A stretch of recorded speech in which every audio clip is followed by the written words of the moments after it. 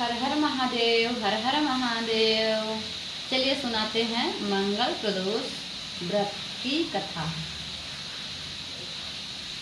चलिए स्टार्ट करते हैं। सूत जी बोले, अब मैं मंगल त्रयोदशी प्रदोष व्रत का विधि विधान कहता हूँ। मंगलवार का दिन व्याधियों का नाशक है। इस व्रत के एक समय व्रती को गेहूं और गुड़ का भोजन करना चाहिए। देव प्रतिमा पर लाल रंग का फूल चढ़ाना और स्वयं लाल वस्त्र धारण करना चाहिए। इस व्रत के करने से मनुष्य सभी पापों और रोगों से मुक्त हो जाता है। इसमें किसी प्रकार का संशय नहीं है। अब मैं आपको उस बुढ़िया की कथा सुनाता हूँ जिसने यह व्रत को किया, वह मोक्ष को प्राप्त हुई। अत्यंत प्राचीन काल की घटना है। एक नगर में एक बुढ़िया रहती थी। उसके मंगलिया नाम का एक पुत्र था। वृद्धा की हनुमान जी पर बड़ी श्रद्धा थी। वह प्रत्येक मंगलवार को हनुमान जी का व्रत रखकर यथाविधि उनको भोग लगाती थी।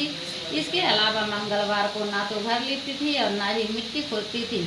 इसी प्रकार से व्रत रखते हुए जब उसे काफी दिन बीत गए तो हनुमान जी ने सोचा कि चलो आज इस श्रद्धा की परीक्षा करें। वे साधु का वेश बनाकर उसके द्वार जा पहुँचे और पुकारा है, कोई हनुमान का भक्त है जो हमारी इच्छा पूरी करे।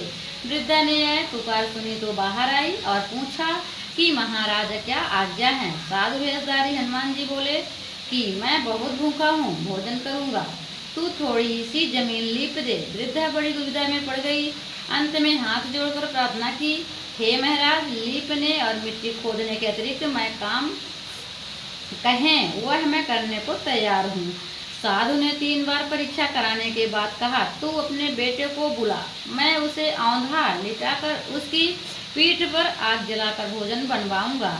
वृद्धा ने सुना तो पैरों तले धरती खिसक गई, मगर वह वचन हार चुकी थी। उसने मंगलिया को पुकार कर साधु महाराज के हवाले कर दिया, मगर साधु ऐसे ही मानने वाले ना थे। उन्होंने वृद्धा के हाथों से ही मंगलिया को औंधा लिटाकर उसकी पीठ पर आग जलवाई। आग जलाकर दुखी मन से वृद्धा अपने घर को अंदर जा घुसी। साधु जब भोजन बना चुका तो उसने वृद्धा को बुलाकर कहा कि वह मंगलिया को पुकारे ताकि वह भी आकर भोग लगा ले। वृद्धा आंखों से आंसू भरकर कहने लगी कि अब उसका नाम लेकर मेरे हृदय को और ना दुख दुखाओ। लेकिन साधु महाराज ना माने तो वृद्धा को भोजन के लिए मंगलिया को पुकारना पड़ा। पुकारने की देर थी कि मंगलिया बाहर से हंसता हुआ घर में दौड़ा आया। मंगलिया को जीता जागता देखकर